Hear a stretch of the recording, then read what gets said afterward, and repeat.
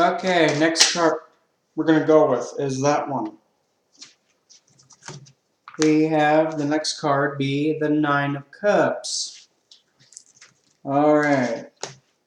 See what we got here. We got two things we see, two things we feel. No? First thing I see is that, talk about having a big reunion with all that stuff on the table. And I also see, this stupid camera will be like, I can't see because of a glare. If you really look, you can see two figures right there. You see a man figure and a woman figure, and they're all delighted with one another. Whoop-de-whoop. How do I feel when I see this card with two feelings? Well, bliss, and I would have to say serenity. When it comes to like work or in a health matter, the Nine of Cups is a card of saying that you having a wish for having a very fruitful job or position or any kind of investment or some kind of income source. Well, it's going to be quite plentiful. You're going to get quite a lot of gain from your choice of work or income or your investment. Regarding health, this would be a matter of, well, you're going to recover very well, and your health is going to flourish regarding like one's standing, regardless of his mental or physical health, if you're questioning it.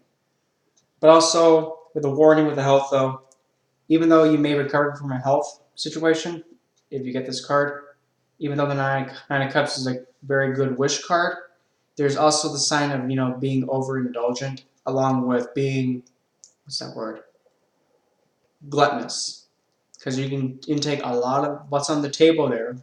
Because in those cups, you never know if it could be water or, drinky drink. If you take too much drinky drink, well, it looks like you're going back into the health. Uh-oh. Communications with air or interacting with other people. Well, if you're wanting to have a really nice talk with somebody you thought you never would speak to again, or you're just having a really close talk with somebody, heart to heart, this is a good sign that it's going to be very good and it's going to flourish afterwards. As a challenge, or where you're going to be, if you're in opposition against the Nine of Cups in a spread, which is really odd, you're being challenged to actually take a look for your wish that you're wishing for or hoping for, or keep your eyes aware to the point of where whatever you're asking for, you're trying to quote-unquote manifest, keep your eyes open to see that it could be in front of you at any second, and as soon as you see it, to actually grab it. Because if you wish for something and it goes, okay, you wish for it, here it comes. If you don't grab it, you don't get it. But if you did see it and you just didn't get it, oh, there it goes. And if you keep not grabbing it when it's there and you're not observant, you don't get it. So make sure that you keep your eyes open for your wish when it does come around, and grab it. Because if you don't, well, there it goes. You can start all over again, and yeah, it's pretty weird. It's a pretty weird pick game if you really think about it. Regarding emotions and feelings, this is where we get cheesy. If you're trying to figure out for, say, let's see, if you're trying to increase the bond between you and another person, like an engagement or taking the next step, well, this is a big, yep, it's going to go over swimmingly or whatnot. But if you're already with somebody and you want to actually expand it, yeah, this is another good sign too. That's good for it. It's also a good card to show that if you're asking, am I going to get back with this person, or is there any chance for us? Well, this card is saying, well, I'm going to say duh, because the Nine of Cups is a big yes wish card.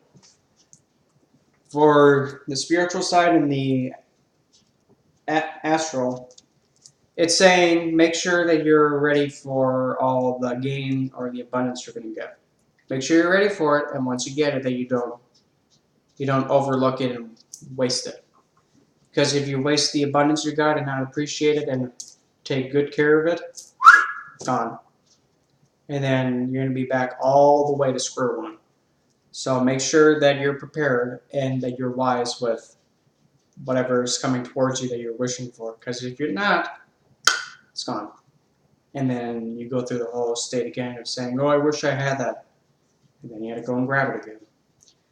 Using the card magically, well, you can use this card to actually be your focus for your wish going right in your hand.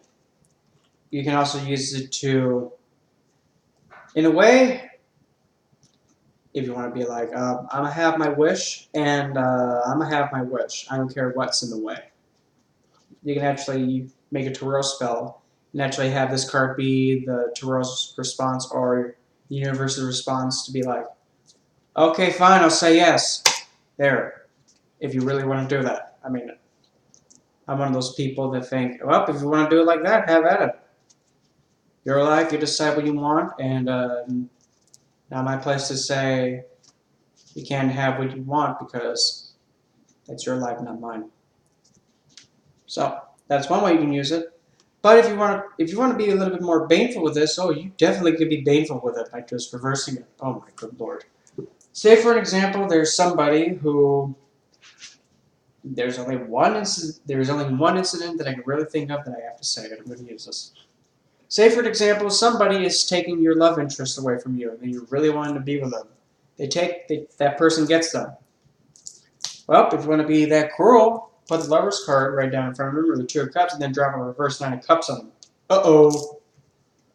Because you have a union now being not plentiful, and it's just going to decay and not get any kind of sustenance or any kind of life or any kind of positivity in it.